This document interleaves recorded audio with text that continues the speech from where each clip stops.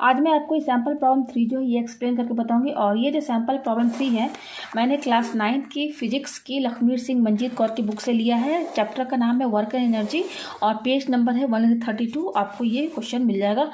तो क्वेश्चन क्या बोल रहा है, a car weighing 1000 kg and travelling at 30 metre per second stops at a distance of 15 metre decelerating uniformly. What is the force exerted on it by the brakes, what is the work done by the break.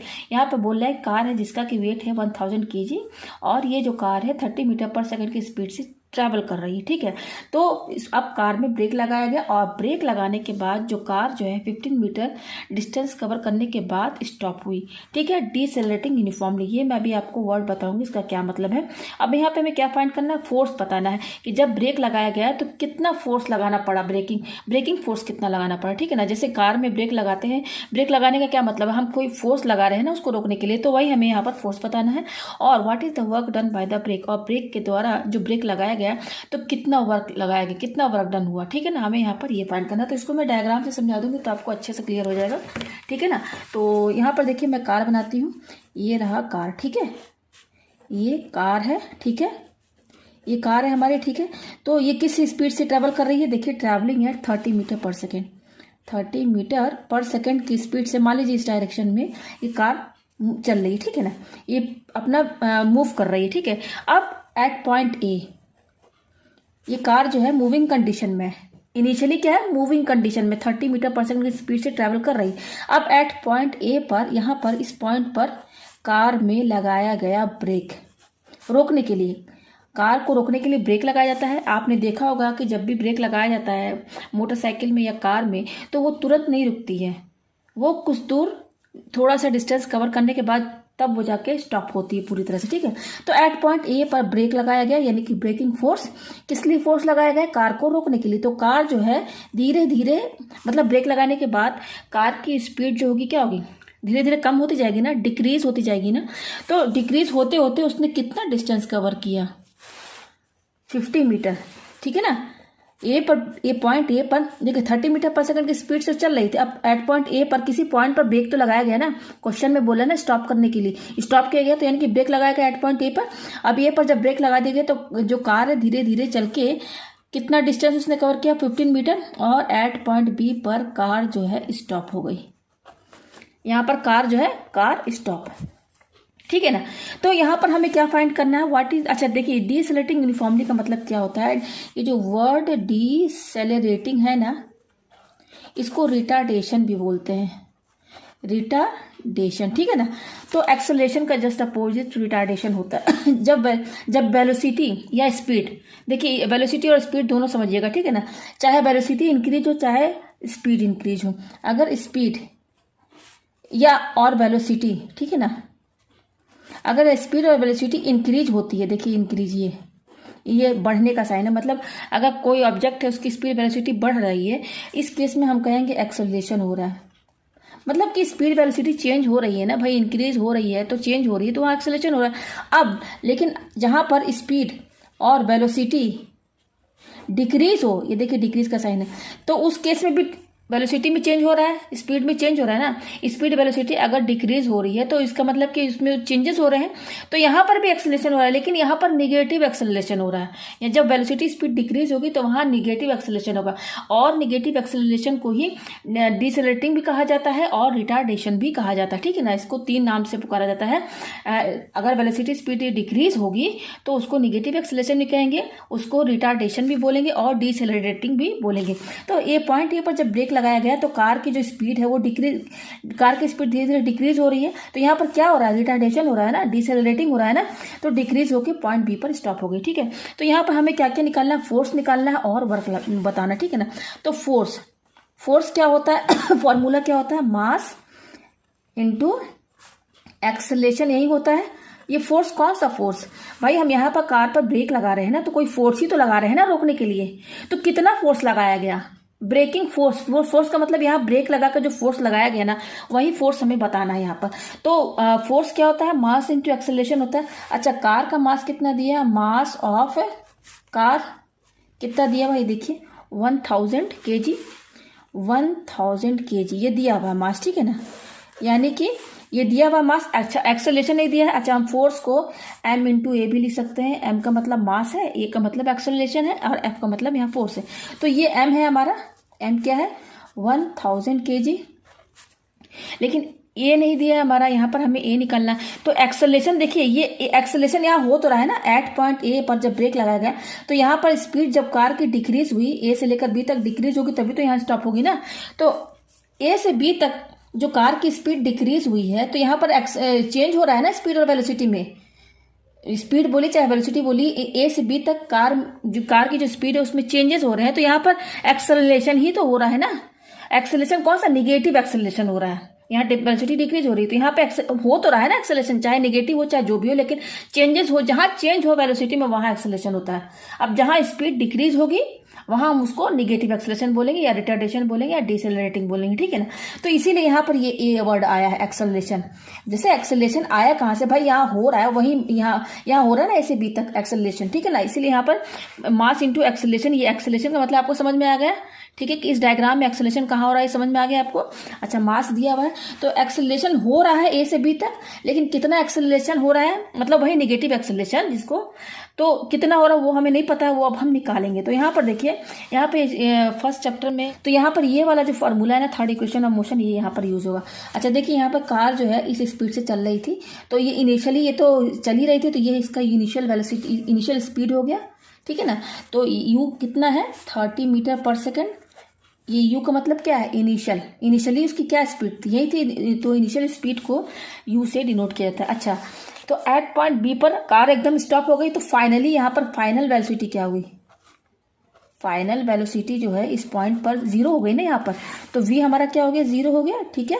अच्छा s क्या है, यहाँ पर देखिए इस equation में v होता है फाइनल स्पीड, u होता है इनिशियल स्पीड, a का मतलब होता है एक्सेलरेशन जो कि हमें निकालना है, s का मतलब होता है डिस्टेंस। s का मतलब यहाँ पर क्या है, डिस्टेंस। तो देखिए a से b तक कितना उसमें चला, कार कितना चली 50 मीटर चला ना, तो ये s हो गया हमारा, s क्या हो गया डिस्टेंस। तो यहाँ पर s हमारा कितना दिया हुआ है 50 मीटर, ठीक है ना। तो v दिया है, v 0 है, u भी दिया हुआ है, a हमें निकालना है और s दिया हुआ है 50 मीटर, तो जस्ट इसमें पुट कर देंगे तो a निकल जाएगा। तो v स्क्वायर, तो v का मतलब क्या है, यहाँ पर v की वैल्यू 0 है तो 0 का स्क्वायर इक्वल टू u कितना है 30, तो 30 का स्क्वायर प्लस 2, देखिए इनके बीच में इंटू का साइन है, 2 इंटू a इंटू s कितना है 50, ठीक है। तो ये तो 0 हो गया और ये क्या हो जाएगा 30 इंटू, इसको 2 बार इंटू कीजिए तो 3 3 9 और 00 900 प्लस, अब देखिए ये क्या 50 है तो 250 जा कितना होगा 100, 250 जा 100 और यहाँ पर a लगा हुआ तो ये यहाँ लगे रहने दीजिए, ठीक है।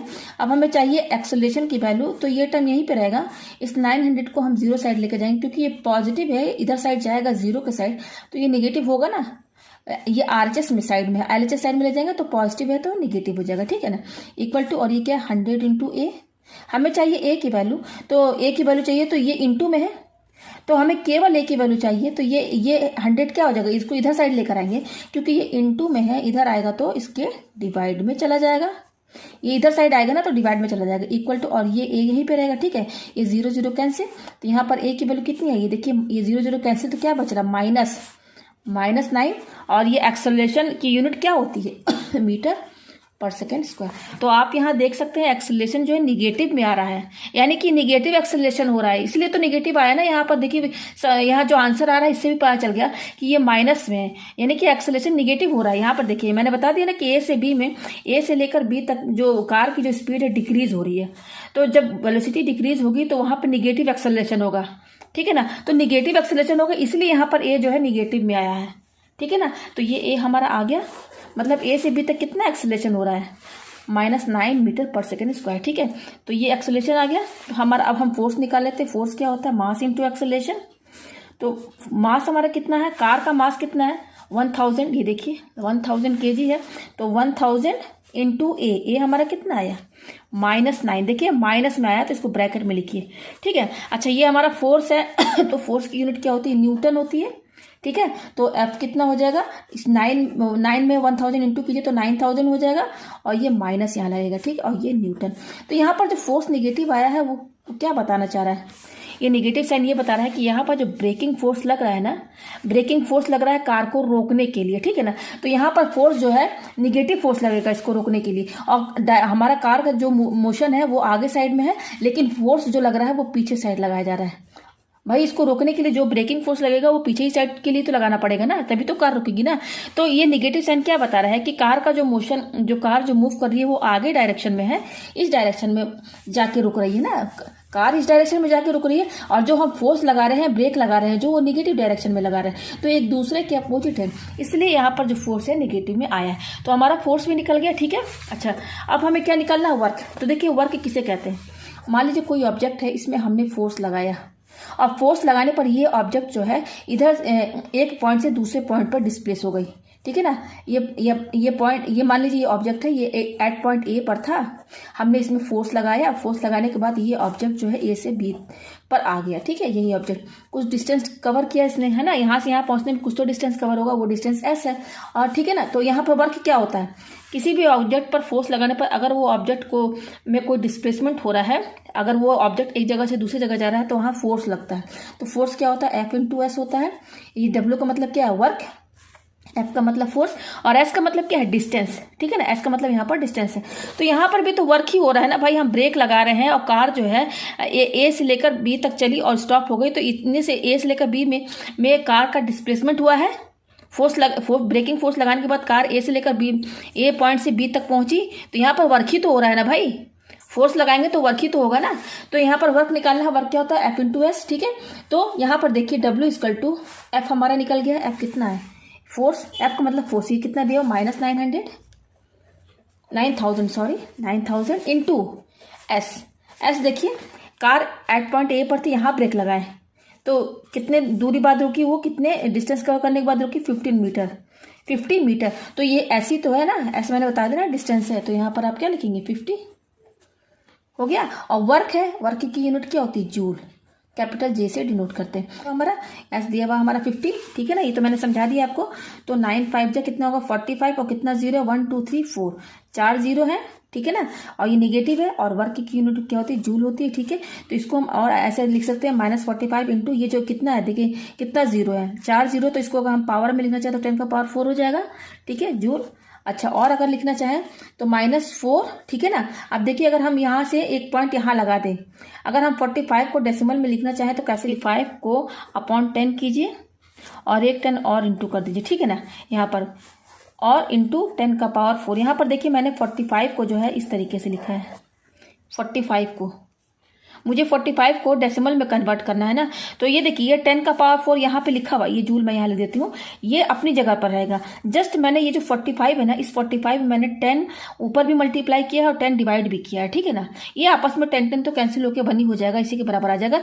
तो 45 में मैंने 10 मल्टीप्लाई किया और 10 डिवाइड भी किया। अब देखिए यहाँ पर क्या करेंगे, ये जो इतना पोर्सन है, ये वाला केवल इस पर ध्यान दीजिए, ये माइनस यहाँ पे लगा रहेगा, 45/10।